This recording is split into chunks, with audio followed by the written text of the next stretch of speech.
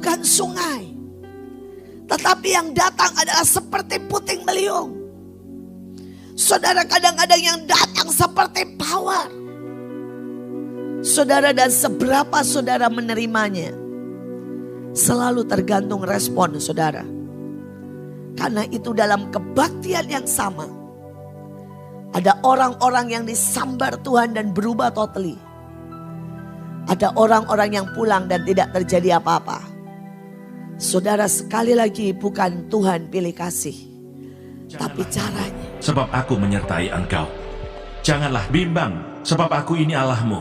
Aku akan meneguhkan, bahkan akan menolong engkau. Aku akan memegang engkau dengan tangan kananku yang membawa kemenangan. Edukasi rohani. Saya ini saudara ya, terus terang aja saudara. Saya tuh menikmati banget dalam hadirat Tuhan. Saudara, buat saya hadirat Tuhan itu home. Jadi saudara, saya lebih home di hadirat Tuhan daripada di rumah saudara ya. Jadi begitu ditawarin saya bilang ya. Karena buat saya libur 3 hari itu sedih kalau gak ada di hadirat Tuhan. Saudara, jadi saya bilang ya langsung saudara. Saya bilang saya mau banget, mau banget. Dan Tuhan itu langsung ngomong begini. Saya akan hadir hari ini seperti air membersihkan. Suruh mereka pakai warna putih atau biru. Karena aku akan datang seperti air. Anggap ini biru ya saudara. Saya mencari warna biru, ternyata gak banyak baju saya yang warna biru. Saudara, dan jadi ya udah anggap ini biru ya. Ya.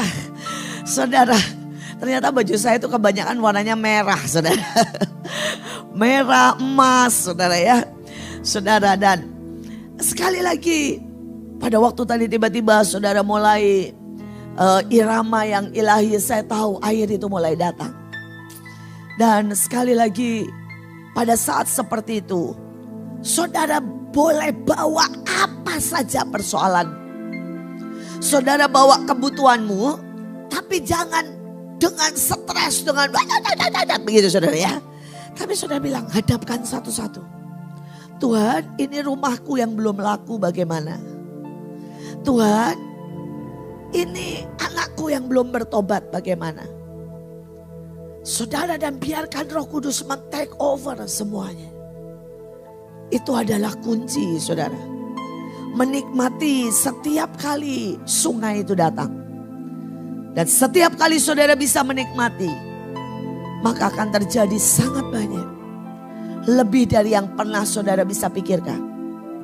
Tapi sekali lagi, ada orang yang tetap tinggal, saudara, di pinggiran. Bahkan ada orang yang menjauh. Tapi ada orang yang memasukkan dirinya di dalam sungai itu. Dan itu pilihan di tangan saudara. Pilihan di tangan saudara. Bahkan saudara yang memasukkan di dalamnya, saudara bisa cuma ada di satu, saudara ya. Alkitab berkata di Yeskiel, ada yang cuma di setelapak kaki, semata kaki. Ada yang sedengkul. Ada yang saudara bisa push dirimu sampai tenggelam. Sekali lagi banyak orang berpikir itu urusan yang di depan. Bukan. Itu urusan saudara dan saya. Pribadi lepas pribadi. Seberapa engkau memasukkan dirimu. Apakah semata kaki, sedengkul, sampai tenggelam. Itu pilihanmu. Mari belajar. Setiap kali ada saat seperti itu. Saudara, demikian juga kadang-kadang bukan sungai. Tetapi yang datang adalah seperti puting beliung. Saudara, kadang-kadang yang datang seperti power. Saudara, dan seberapa saudara menerimanya selalu tergantung respon saudara. Karena itu dalam kebaktian yang sama, ada orang-orang yang disambar Tuhan dan berubah totally. Ada orang-orang yang pulang dan tidak terjadi apa-apa. Saudara, sekali lagi bukan Tuhan pilih kasih, tapi caranya. Saya suka sekali membaca saudara. apa yang pernah terjadi pada saat Reinhard Bonnke, saudara, menghadapi atau saudara mengalami revival yang paling jos, yang paling ajaib. Salah satu yang saya paling suka, saudara ya, maafkan saya rada panjang pagi ini cerita, dan saya berharap ini menyiapkan saudara 10 hari ke depan menerima yang sangat banyak. Amin. Saudara, kita tidak sedang menanti-nantikan Roh Kudus, tetapi kita sedang tune in, masukin diri kita di dalam Roh Kudus. Kita sedang merendam, kita sedang mengambil keputusan 10 hari ini saudara tenggelam, menyatu begitu rupa dengan Bapa, Putra dan Roh Kudus. Nah saudara, sekali lagi, pada waktu itu saudara adalah hari-hari yang ajaib sekali di Afrika. Saudara, dan ada orang yang datang dan pergi dan biasa aja. Saudara, tetapi ada beberapa orang yang ajaib. Saudara, sebelum acara itu, ini ada satu cerita. Seorang budak. Saudara, dia dengar bahwa Reinhard Bonnke tahun depan. Bayangin saudara. Dia kalau bikin KKR, itu dia 1 tahun merencanakannya. Jadi dia ngasih pengumuman, itu 1 tahun di muka saudara. Buat di satu daerah. Dan dia akan buat KKR di daerah itu sekitar 2 juta, 3 juta orang. Itu persiapannya 1 tahun saudara. Saudara, dan pada waktu dia dengar bahwa 1 tahun. Saudara, mereka menyurati rumah demi rumah. Waktu dulu belum ada HP ya, belum ada broadcast. Dia surati rumah demi rumah. Saudara, dan pada waktu dia dengar 1 tahun. Saudara, orang ini memutuskan puasa 1 tahun. Saudara, dia memutuskan puasa, saya nggak tahu puasa apa, 1 tahun. Saudara, dia memutuskan. Saudara, karena orang ini kebetulan, saudara, dia seorang budak. Bukan pembantu, budak, saudara. Saudara, dia masih budak perempuan. Di daerah itu masih boleh punya budak, saudara. Saudara, dia bersyukur tuannya baik. Tuannya orang Kristen juga, tapi dia statusnya budak. Dia setiap pagi bangun jam 2 pagi. Saudara, dia jalan. Karena kebetulan rumahnya dekat lapangan yang akan dipakai. Saudara, dan dia setiap hari saudara jalan ke lapangan itu. Saudara, pagi-pagi jam 2 pagi. Sebelum dia saudara menyelesaikan atau harus mengerjakan yang lain. Saudara, dan dia doa. Cuma sejam, 2 jam. Dan dia pulang, dia mengerjakan 1 tahun. Saudara, pada hari H. Saudara, sebelum semuanya dia sudah bilang sama tuannya. Dia minta 3 hari itu off. Dan dia akan menikmati kebaktian itu. Saudara, 1 hari sebelum acara dia sudah dapat cuti. Dan dia mulai jalan ke kebaktian itu. Saudara, dia mulai berdiri di tengah lapangan.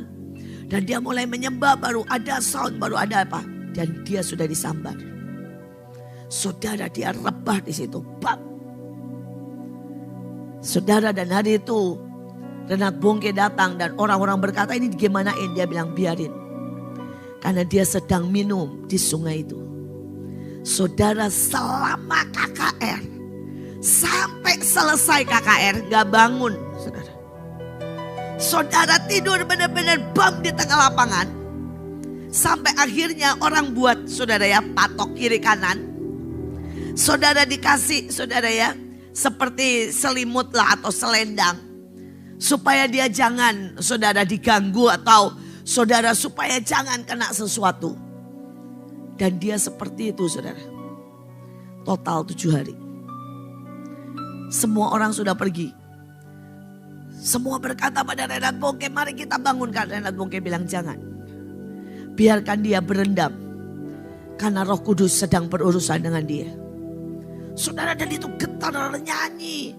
Pelan tapi terus. Saudara terus. Saudara, dan bangun hari ke-7 sudah tidak ada siapa-siapa. Semua sudah pulang, sudah bubar saudara ya. Saudara, dia dibiarkan di situ di lapangan. Saudara, dia jalan saudara. Masuk ke desa. 1 desa dilanda Roh Kudus. 1 desa berbahasa roh. Hanya dia jalan.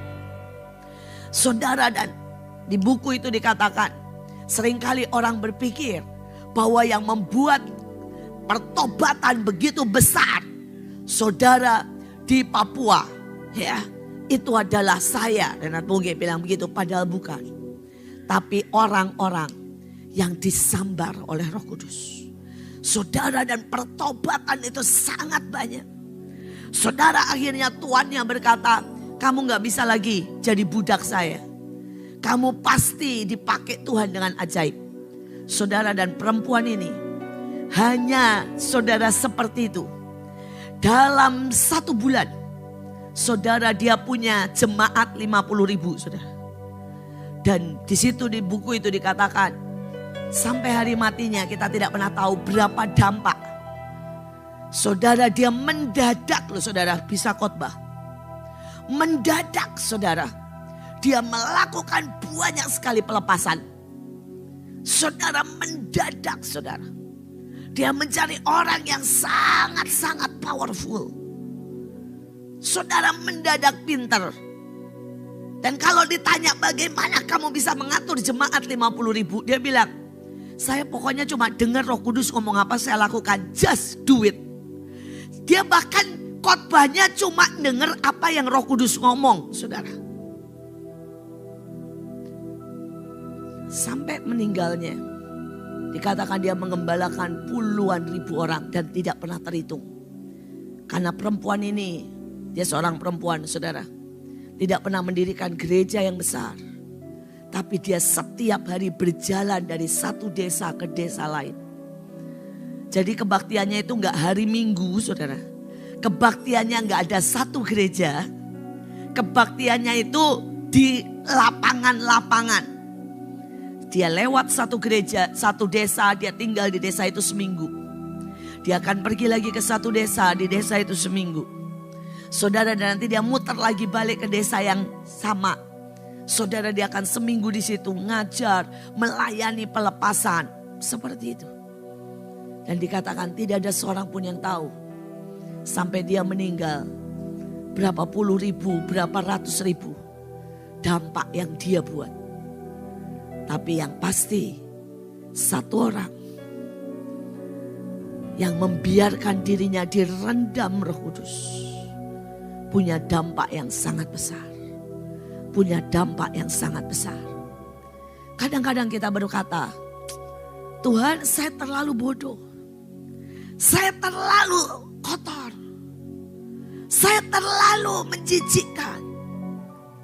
Saya mau berkata, jawabannya itu cuma gampang, simpel.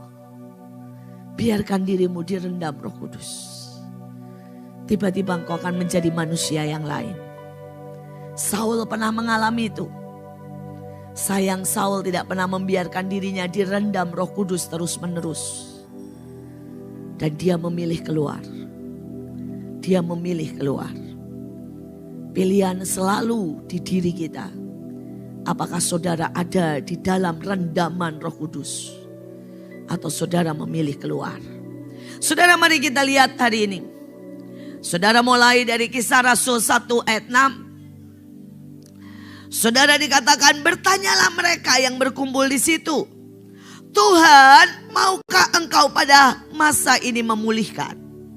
Saudara, ada banyak orang tanya, selalu tanya. Tuhan, kapan kau pulihkan hidupku? Kapan kau pulihkan ekonomiku? Kapan kau pulihkan anakku? Tapi Tuhan mau berkata, sungguh. Ya, Yohanes 14 ayat 12. Sungguh benar kataku ini, orang yang percaya kepadaku akan melakukan apa yang sudah kulakukan. Malah ia melakukan yang lebih besar. Sebab aku pergi kepada Bapa untuk memberikan kepadamu kuasa. Sekali lagi, kuasanya, karunia-Nya, hikmatnya sudah di tangan saudara. Jadi gak usah tanya lagi, Bapak kapan memulihkan? Tuhan bilang gini, just lakukan bersama Roh Kudus. Maka pemulihan itu akan terjadi dalam hidupmu. Saudara, ini salah satu ya. Setiap kali dalam hadirat begitu saya bilang begini, Tuhan tolong alirkan karunia, perkenanan, bla bla bla, saya nanya. Saudara, dan hari itu saya memulai pelayanan Mahanaim. Saya terus mengulang supaya saudara ini gak ada alasan. Karena ada banyak orang selalu berkata begini, saya akan memulai pelayanan kalau saya sudah punya uang. Saya akan memulai pelayanan kalau saya sudah siap. Saya memulai pelayanan kalau saya sudah benar. Percayalah saudara, engkau tidak pernah siap, engkau tidak pernah cukup kaya, engkau tidak pernah saudara cukup benar untuk memulai pelayanan.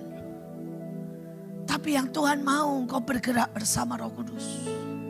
Hari itu saya lagi nyicil rumah. Saudara, hari itu buat bayar listrik aja saya gak bisa. Hari itu saudara, untuk anak saya minta sate aja saya gak bisa bayar. Saudara, tapi hari itu Tuhan berkata, buka rumahmu dan beri makan mereka. Tuhan itu suka banget datang di titik terendah dari hidup kita. Tuhan suka sekali datang pada waktu saudara sangat tidak layak. Tuhan suka sekali datang pada waktu engkau begitu bodoh dan tidak punya apa-apa.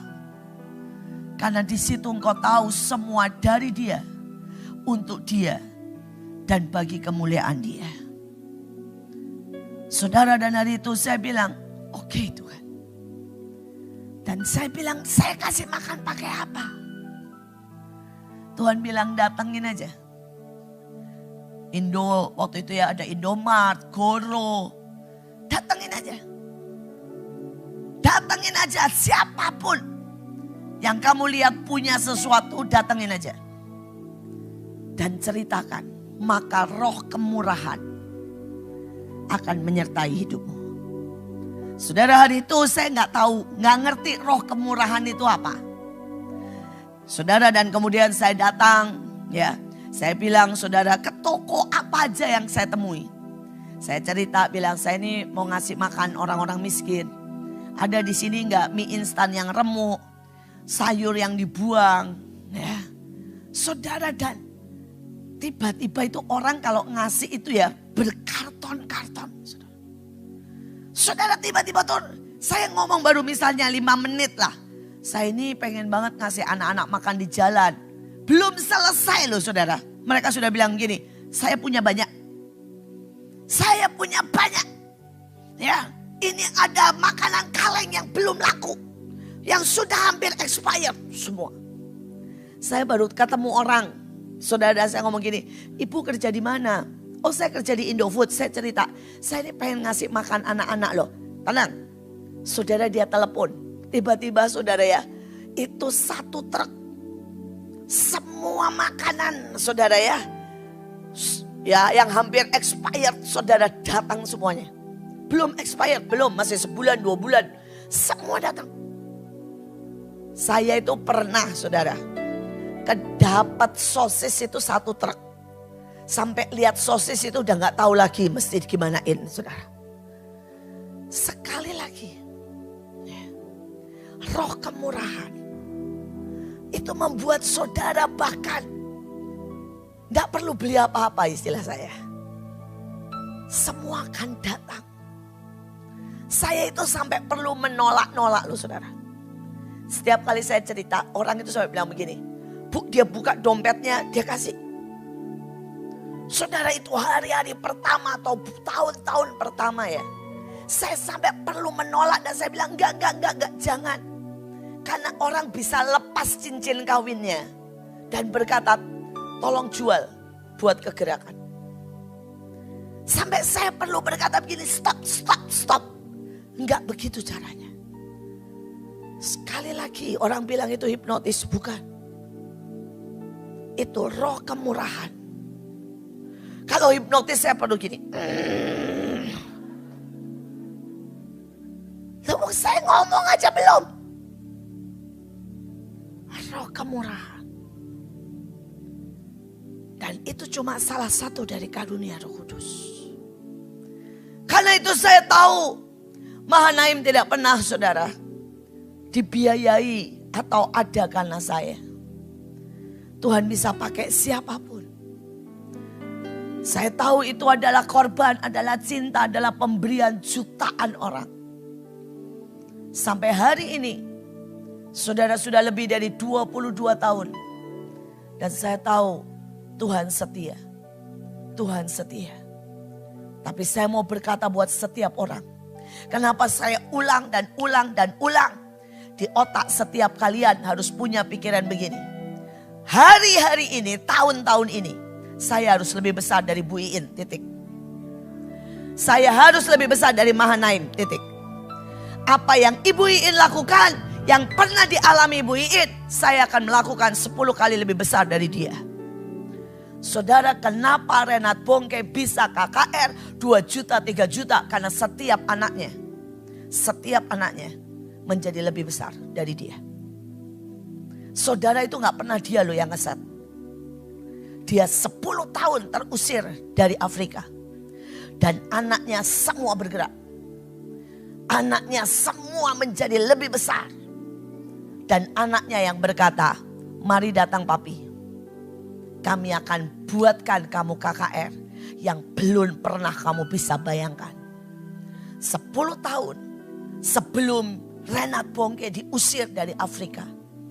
Di ban 10 tahun. Paling banyak dia KKR 20.000. 20.000. Dan setelah 10 tahun, anaknya bilang, kamu cuma perlu berdiri dan melihat. Anak-anakmu semuanya sudah bergerak. Saudara, dan dia melihat KKR 3 juta, 4 juta, 5 juta. Semua bukan dia, anak-anaknya. Saya berdoa hari-hari ini. Maafkan saya. Tapi saya mau saudara berubah. Saya mau setiap saudara berkata, saudara jangan terlalu sopan. Selama ini saudara masih terlalu sopan.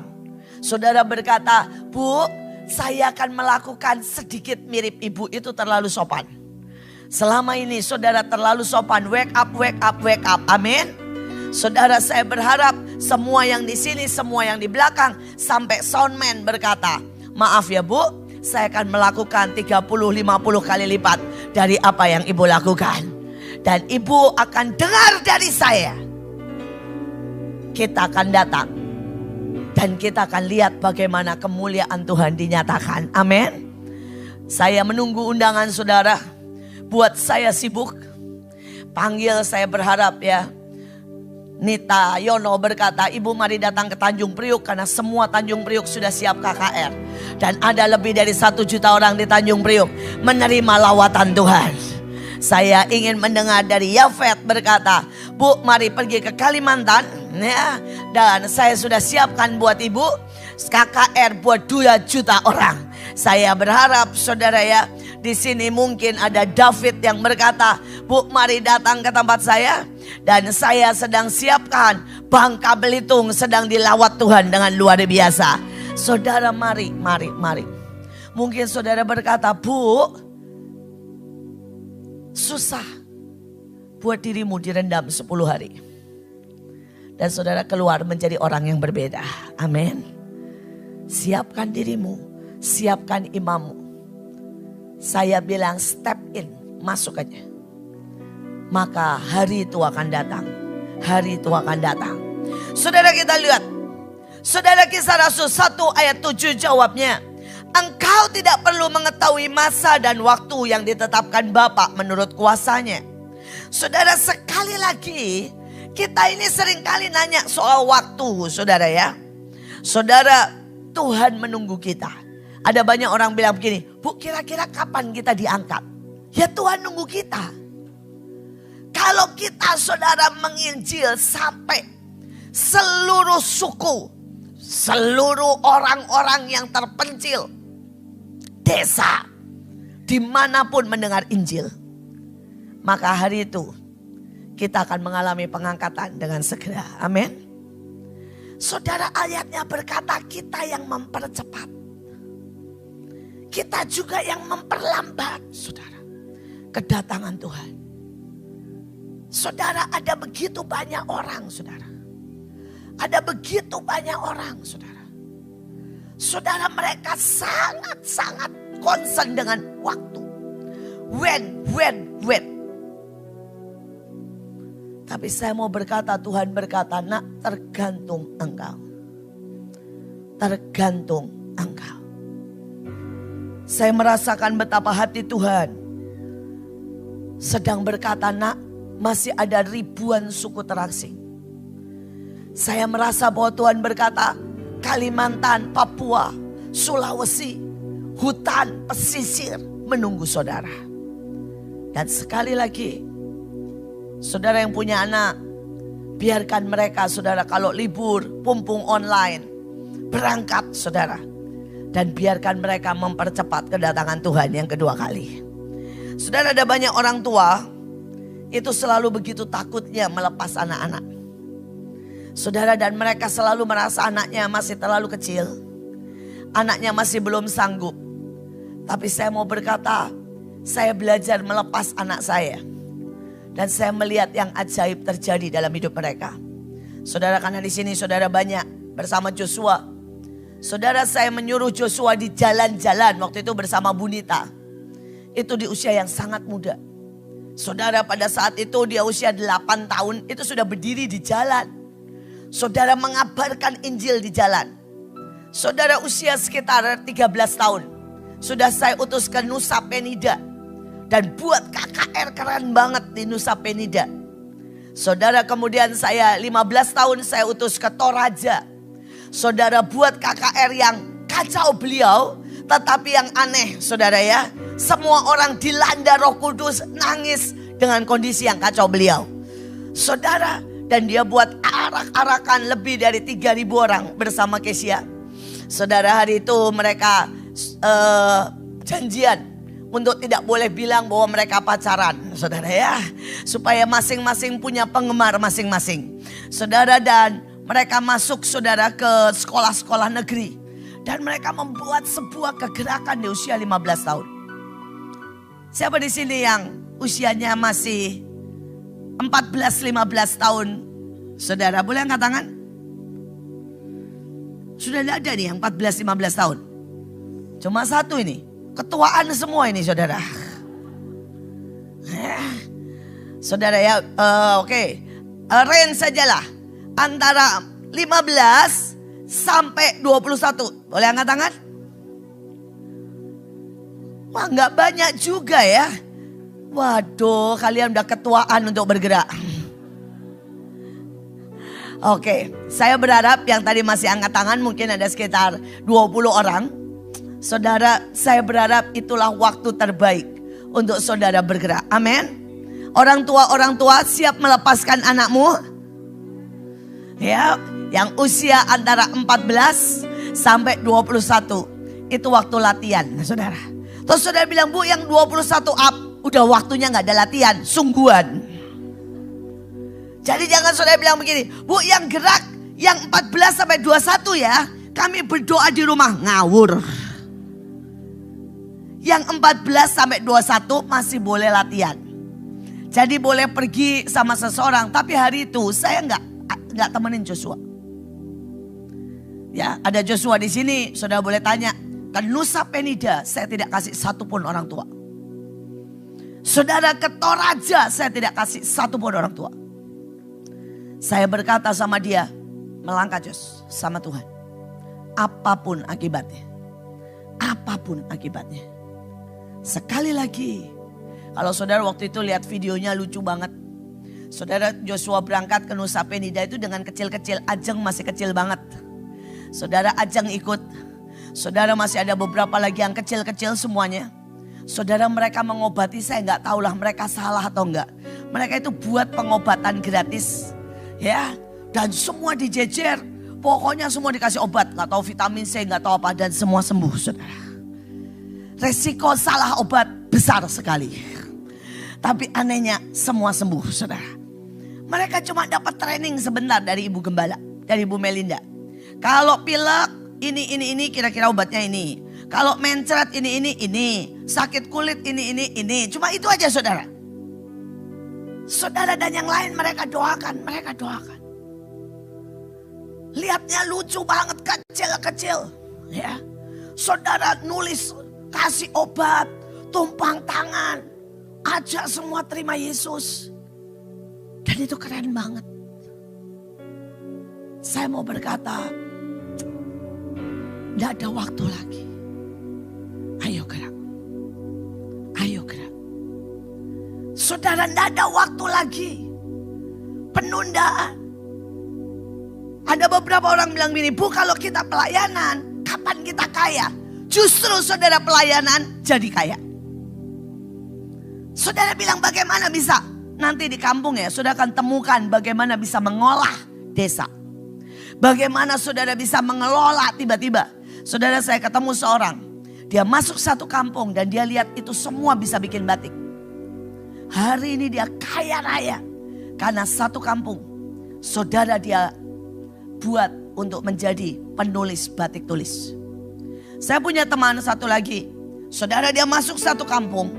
Saudara, dan kampung itu semua satu kampung bisa bikin kerupuk. Saudara, dan dia bikin kerupuk itu dengan aneka bumbu. Saudara, itu menguasai dunia. Menguasai ekspor sampai ke seluruh Eropa. Saudara, satu lagi teman. Saudara, dia masuk satu daerah dan dia kaget. Satu kampung bisa ngukir, saudara.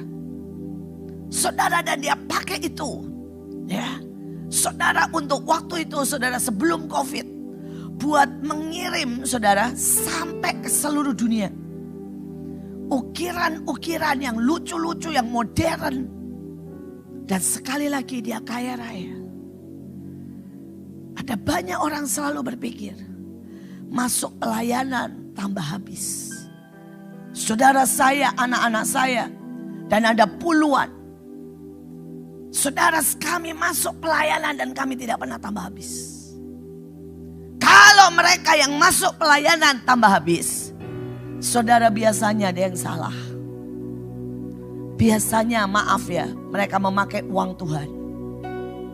Saudara, mereka memang gak bisa kerja. Mereka gak bisa tunduk.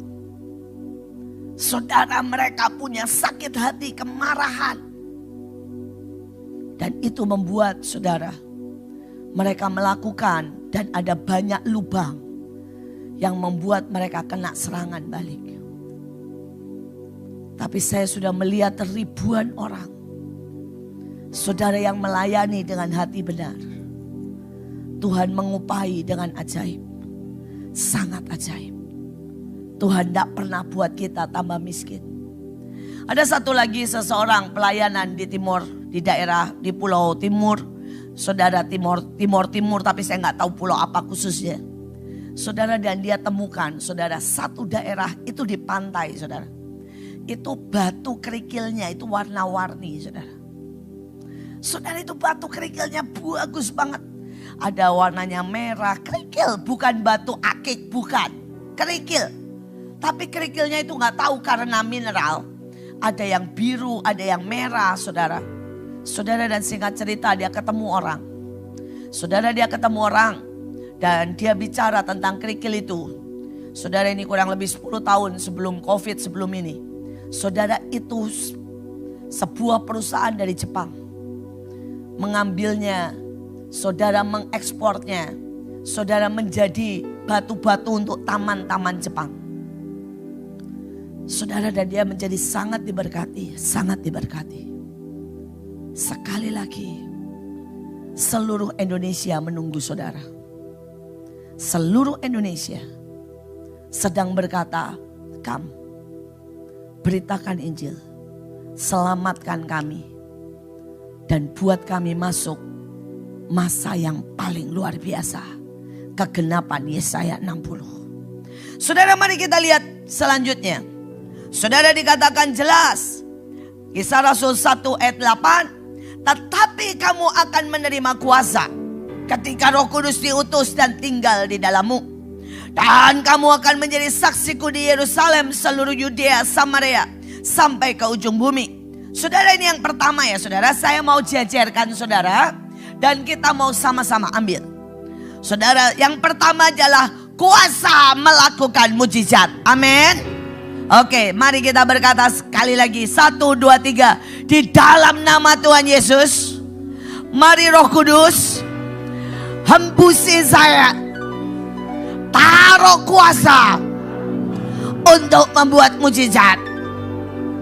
Aku terima dengan iman di dalam nama Yesus. Amin. Mulai saudara, ya, saudara pulang. Mulai berkata begini dalam hati ini ya. Roh Kudus kasih kesempatan. Kasih kesempatan. Supaya aku bisa praktekkan, latihan dengan ini. Nah, tiba-tiba kalau saudaranya tiba-tiba bagi makanan. Nah, saudara bilang gini, Tuhan, aku cuma punya uang segini nih Tuhan. Tapi aku pengen bagi makanannya lebih banyak. Waktunya 5 roti dan 2 ikan. Untuk jadi lebih banyak. Amin. Saudara bilang, wah Bu, gak usah bagi makanan deh. Uang saya memang mepet. Bagus. Itu waktunya saudara praktek bikin mujizat. Tumpangi tangan berasmu. Tumpangi tangan bensinmu. Waktunya bikin mujizat. Amin. Saya punya seorang teman bersaksi dengan ajaib sekali. Saudara gajinya cuma 3 juta. Punya 2 anak. Saudara dan dia harus ke kantor. Harus segala macam, single parent. Saudara dan dia tidak pernah cukup. Dan saya berkata mulai praktek. Saudara dia tumpang tangan setiap hari di tangki motornya. Dan dia berkata, saya percaya bensin saya terus cukup sampai akhir bulan. Saudara dia beli beras, cuma bisa beli beras 10 kilo dia tumpang tangan. Dan dia bilang cukup sebulan. Saudara dia bahkan tumpang tangan di dompetnya. Saudara dan dia bilang ini akhir bulan sebelum saya gajian masih sisa 500 juta sampai 500 ribu. Supaya saya setiap bulan bisa nabung 500 ribu. Saudara dia bilang setiap bulan. Dulunya dia hutang 2 juta saudara. Tiap bulan. Tapi kemudian dia berkata, Bu, saya mulai harus beriman. Pakai cara iman. Saudara dan segala macam mujizat terjadi. Mulai dari orang tiba-tiba menyuruh dia dan dia dapat gaji. Saudara orang tiba-tiba suruh dia beliin sesuatu, dia dapat untung. Dan hari ini dia berkata, Bu, sejak hari itu sampai hari ini semua utang saya lunas. Saya benar-benar setiap bulan minimal menabung 500 ribu. Kadang-kadang 2 juta, kadang-kadang 3 juta. Bahkan sampai saya bisa beli mobil. Sekali lagi, banyak anak Tuhan cuma dengar tapi tidak jalani. Saudara, hidup saya, hidup keluarga saya, saudara itu hidup karena mujizat. Dan saya tidak tahu harus menjelaskan bagaimana. Saya hari ini cuma mau teriak dan berkata, berhenti menjadi pendengar, mari menjadi orang yang menikmati. Saudara yang kedua, saudara ini keren.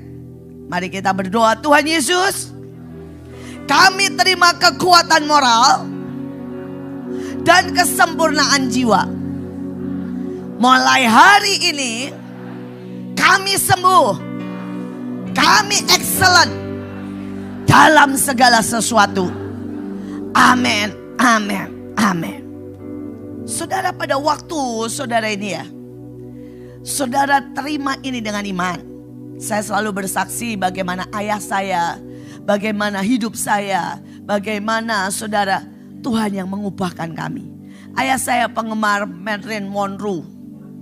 Saudara ya, itu bintang film saudara yang seksi lah.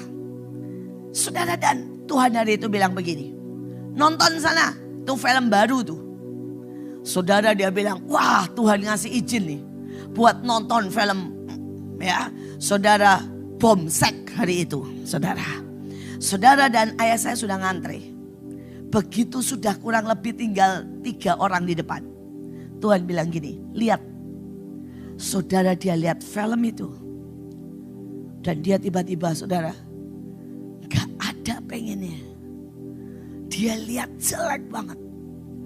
Dia lihat lagi jelek banget. Sampai dia bilang gini, saya gak jadi. Orang bilang gini, kamu sudah antre tinggal 3 di depan. Dari tadi antre. Dia bilang silahkan pulang dia. Sejak hari itu, saudara, semua hasrat ke film porno hilang lenyap. Keluarga saya ini bukan keluarga baik-baik, saudara. Keluarga saya ini akarnya semua perjinahan. Dan semua, saudara, ke arah seks yang gak benar. Tapi sekali Tuhan menjamah kita, itu benar-benar hilang. Itu benar-benar hilang. Saudara, saya ini pernah mencoba. Saya hidup di area atau di era di mana yang namanya, saudara ya, yang namanya diskotik itu harus, dan setiap orang pasti ke diskotik. Saudara, dan hari itu saya datang. Saya bilang sama papa saya, "Pah, masa saya gak pernah ke diskotik seumur hidup? Sabtu Minggu saya selalu kebaktian." Dan papa saya bilang, "Ya udah datang aja." Hari itu teman baik saya ulang tahun dan dirayakan di diskotik terbesar di Bandung. Saudara, jadi saya sudah siap. Saya pakai baju ala diskotik zaman dulu ya. Kalau mau ke diskotik tuh pakai bajunya ketat-ketat, pendek-pendek begitulah, saudara. Saudara, dan saudara ya, setiap zaman beda-beda, saudara ya. Saudara, dan hari itu modelnya begitulah, saudara. Ketat-ketat, pendek-pendek, saudara. Nah, saya sudah siap pakai baju begitu. Saya di drop sama ayah saya di depan pintu diskotik. Dan ayah saya bilang begini, "Selamat menikmati papa persekutuan dulu ya." Ya sudah. Saudara, dan saya bilang sama Tuhan begini, "Tuhan, saya mau ke diskotik ya. Masa saya seumur hidup gak ke diskotik." Saudara, dan saya masuk. Itu kepala, saudara ya, cekot-cekot udah kayak mau pecah, saudara. Saya lihat lampu itu, saudara ya. Wah, saudara, udah gak tahan, saudara. Bukan lihat bagus, lihat musik jedak-jedok, rasanya kepala mau pecah, saudara. Saya keluar. Saya tarik nafas di luar setengah jam. Saya pikir gini, saya masuk lagi lah. Masa sih saya ini aneh banget. Masa saya gak bisa di diskotik. Saudara, saya masuk lagi loh. Kembali kepala saya mau pecah. Kembali, saudara, semua kayak ikan gak dapat air.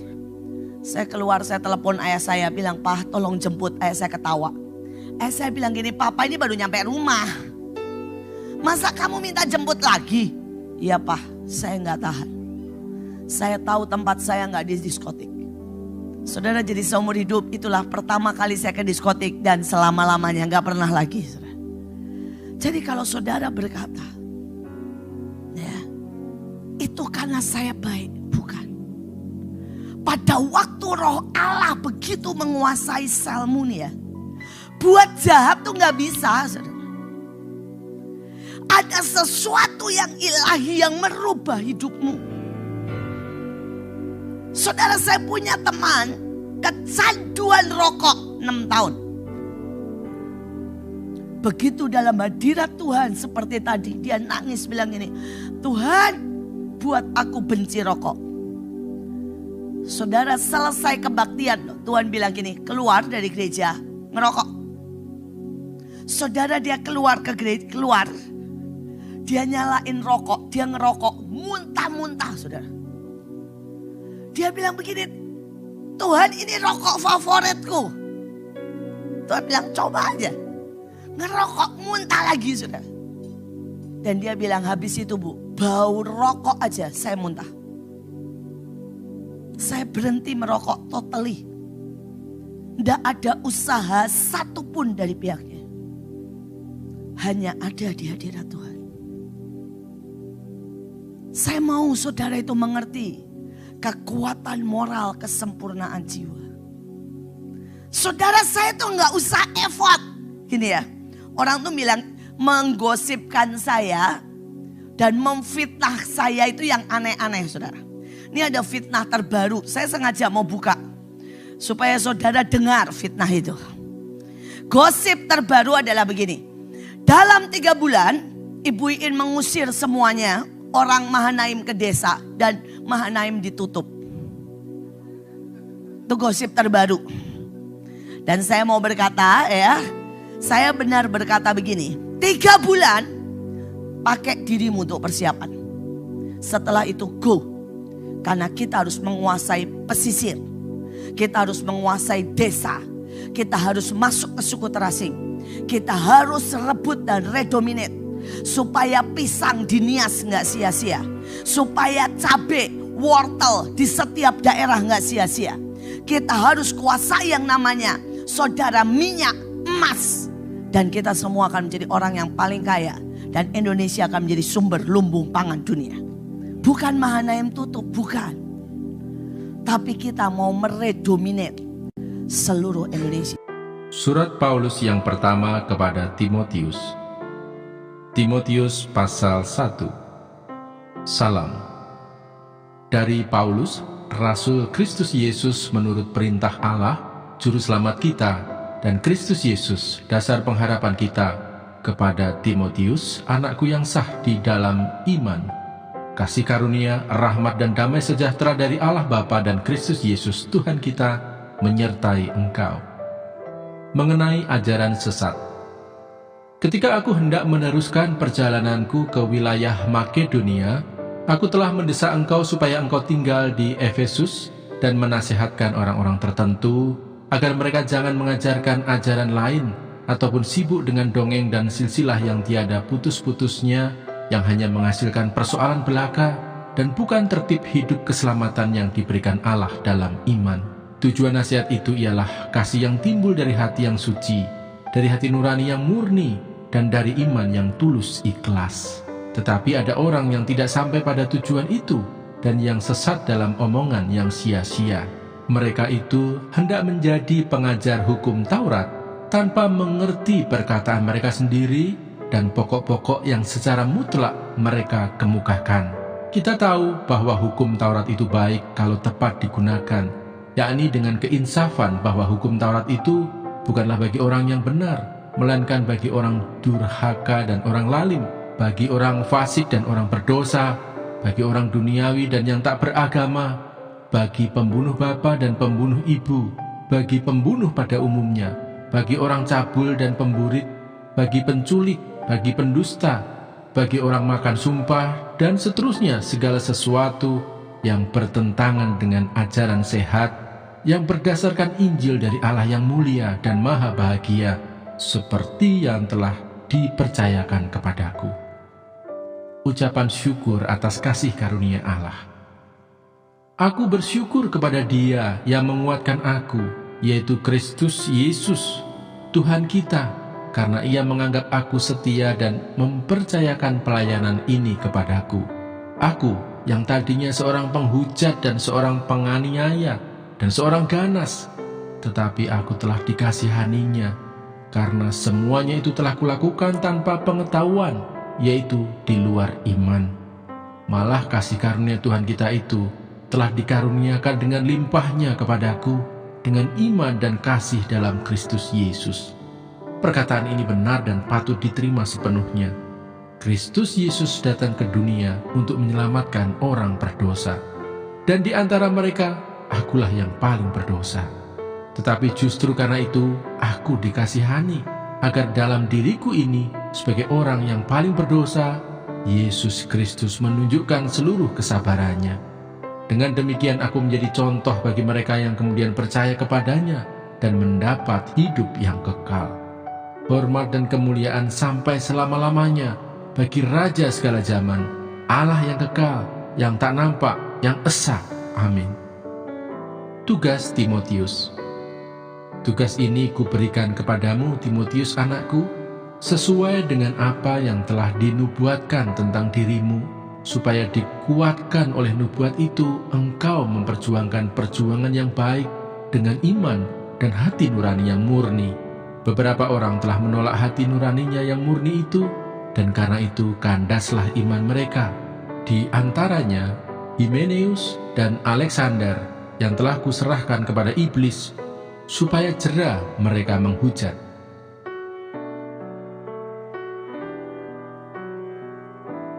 1 Timotius pasal 2 mengenai doa jemaat.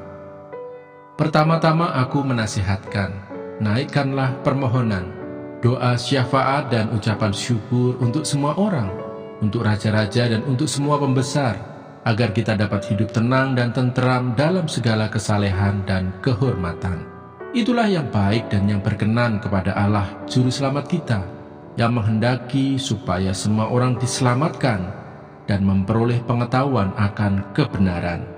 Karena Allah itu esa, dan esa pula Dia yang menjadi pengantara antara Allah dan manusia, yaitu manusia Kristus Yesus, yang telah menyerahkan dirinya sebagai tebusan bagi semua manusia. Itu kesaksian pada waktu yang ditentukan. Untuk kesaksian itulah aku telah ditetapkan sebagai pemberita dan rasul. Yang kukatakan ini benar, aku tidak berdusta, dan sebagai pengajar orang-orang bukan Yahudi dalam iman dan kebenaran. Mengenai sikap orang laki-laki dan perempuan dalam ibadah jemaat.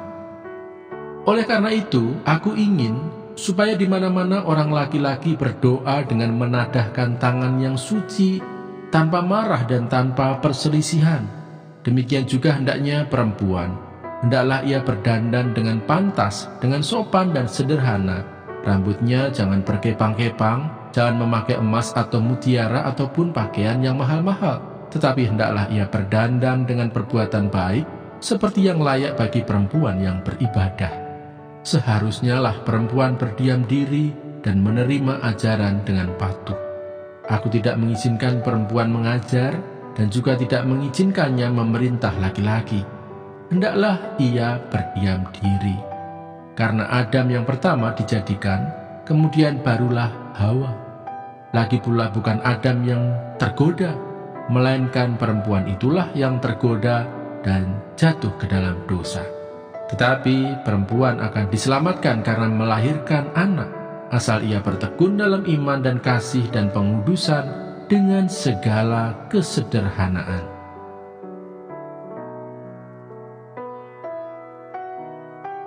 Satu Timotius pasal 3. Syarat-syarat bagi penilik jemaat. Benarlah perkataan ini, orang yang menghendaki jabatan penilik jemaat menginginkan pekerjaan yang indah.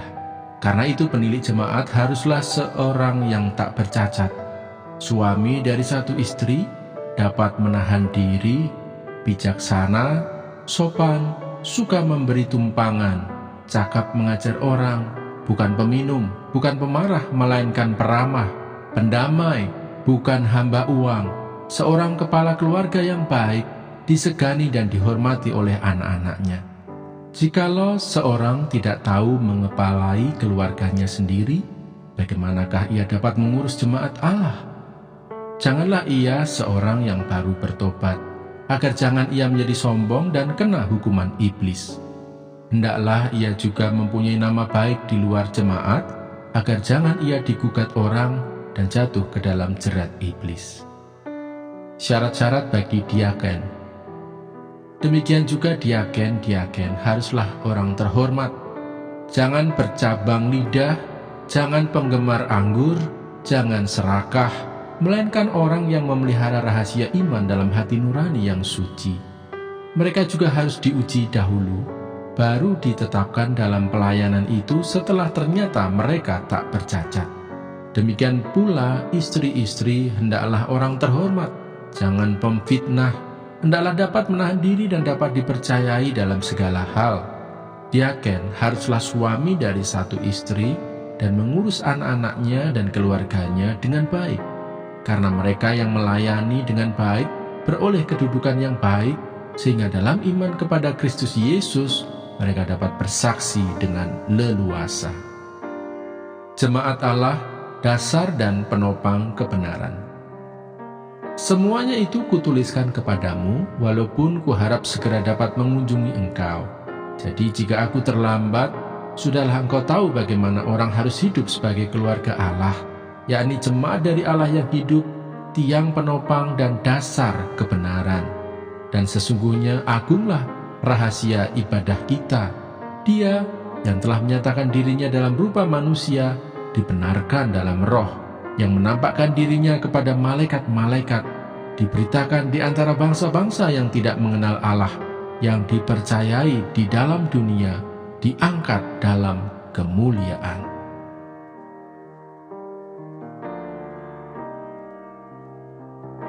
Satu Timotius pasal 4. tugas Timotius dalam menghadapi pengajar sesat. Tetapi Roh dengan tegas mengatakan bahwa di waktu-waktu kemudian ada orang yang akan murtad, lalu mengikuti roh-roh penyesat dan ajaran setan-setan oleh tipu daya pendusta-pendusta yang hati nuraninya memakai cap mereka. Mereka itu melarang orang kawin, melarang orang makan makanan yang diciptakan Allah, supaya dengan pengucapan syukur dimakan oleh orang yang percaya dan yang telah mengenal kebenaran. Karena semua yang diciptakan Allah itu baik dan suatu pun tidak ada yang haram jika diterima dengan ucapan syukur. Sebab semuanya itu dikuduskan oleh firman Allah dan oleh doa. Janganlah takut, sebab aku menyertai engkau. Janganlah bimbang, sebab aku ini Allahmu. Aku akan meneguhkan bahkan akan menolong engkau. Aku akan memegang engkau dengan tangan kananku yang membawa kemenangan. Edukasi rohani.